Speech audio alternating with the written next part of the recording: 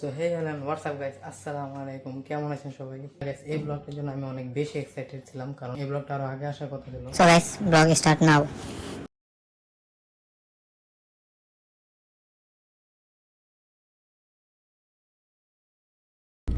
So guys, আমরা Jeddah এয়ারপোর্টে আসা পড়ছি, আর এখন আমাদের বাস আসা পড়ছে।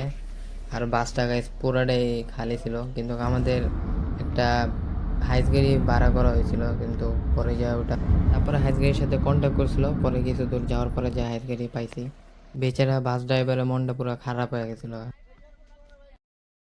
সো গাইস, আমাদের হোটেলের সামনে হচ্ছে ক্লক টাওয়ার।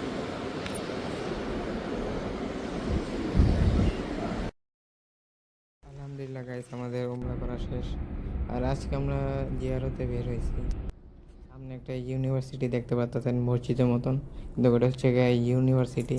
তো এটা নাকি সৌদি আরবের সবচেয়ে বড় ইউনিভার্সিটি।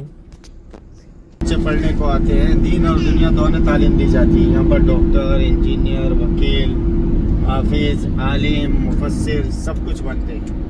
তো এটাই হচ্ছে আরাফাতের ময়দান। হজের সময় এখানে প্রচুর লোক আসে।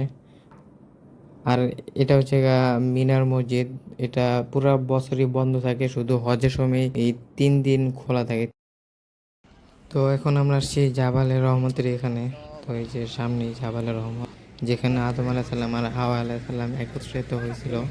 তো ওই জায়গাটা হচ্ছে সামনে। हाजियों के लिए पानी के लिए ये नहर बनाई, ये है ये नहर जुबैदा। ये ट्रेन भी सिर्फ हज के 5 दिन चलती है। 8 जिलहजा से 13 जिलहजा तक, मीना से अरफात तक चलती है ये ट्रेन।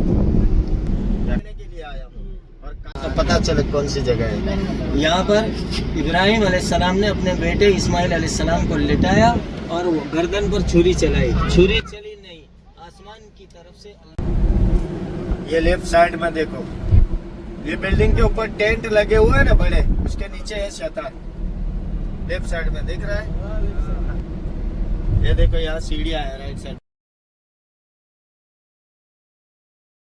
আমরা যাচ্ছি হচ্ছে তাইফের দিকে। আর তাইফ হচ্ছে মক্কা থেকে প্রায় 100 কিলোমিটার দূর।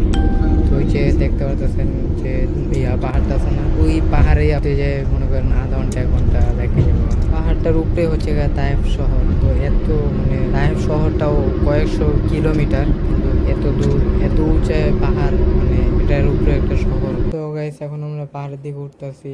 আর এই যে উপরে আবার ইয়াও আছে, কেবল কাঠ দেখতে পাচ্ছি। তো গাইস, এই যে এগুলো সব হচ্ছে পাহাড়ের সাইড দেওয়া রোড, এগুলো দিয়ে ওই যে গাড়ি উঠতেছে। আমরা ফাইনালি গাইস, আমরা তাইফ এসে পড়ছি। এটাই হচ্ছে তাইফ শহর, পাহাড়ের উপরে, অনেক উঁচায়। এটাই অনেক বড় একটা শহর। এখন আমরা যাচ্ছি হচ্ছে তাইফের একটা মসজিদে। আমরা তাইফে এসে পড়ছি, আর এই জায়গায় অনেক ঠান্ডা ওয়েদার। তো গাইস, এই যে এটা হচ্ছে আব্বাস রাদিয়াল্লাহু মসজিদের ভিতরে। তো গাইস, এখানে অনেক শেখের আজকে কোরআন তেলাওয়াত করতেছে, এই যে নামাজ পড়তেছে। কেউ একজন মারা গেছে, তো এই জন্য কিনা সবাই। তো গাইস, যেটা হচ্ছে একটা আঙ্গুরের বাগান। এই জায়গায় নবী যায় আঙ্গুর খাইছিলেন। তো এই যে দিদা, এখানে একটা মসজিদও আছে। এই যে মসজিদটা, এই যে একটা কিউআর কোড আছে, এটা স্ক্যান করলে আর কি পুরো হিস্টোরি কি হয়েছে না হয়েছে। তো গাইস, এটা হচ্ছে এমন একটা জায়গা যেখানে ওই যে কাফেররা নবীজিকে যখন উপর থেকে পাথর মারতে নিয়েছিল, তখন আর কি ওই যে পাথরটা আর কি গায়েবীভাবে আটকে গেছিল।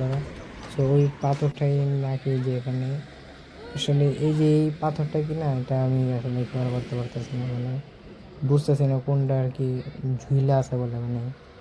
তো গেছে যে এটা হচ্ছে তাইফের মসজিদ। তো এখান থেকে আর কি যে মানুষ এহরাম বাঁধে, যারা আর কি তাইফ থেকে যারা উমরা করতে যায়। আর এখান থেকে আর কি দ্বিতীয়বার যদি কেউ উমরা করতে চায়, তাহলে এই যে এখান থেকে আর কি এহরাম বাইরে উমরা করতে পারবে। এছাড়া মক্কার ওদিকে আবার এই যে আয়েশা মসজিদ আছে, ওখান থেকেও পারবে। তো আমরা এখানে তাইফ আসছি, এই জন্য আর কি এখান থেকে আমরা এই যে এহরাম বাঁধবো। अब हम जा रहे हैं जबले नूर की तरफ इंशाल्लाह। সো গাইস, এই যে এটাই হচ্ছে জাবালে নূর।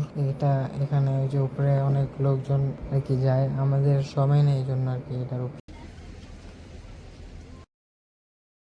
সো গাইস, মক্কা ছেড়ে মদিনায় চলে যাচ্ছি। আবার কবে আসি আল্লাহ জানে। আল্লাহ যাতে আবার তৌফিক দেয়, ইনশাল্লাহ যাতে প্রত্যেক বছর আসতে পারি।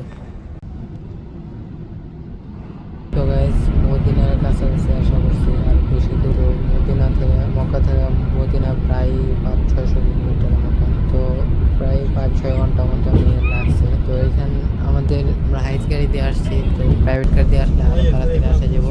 আর বাস দিয়ে আসলে তো কথাই নেই, পুরো দিন যা বাসই সময় জায়গা।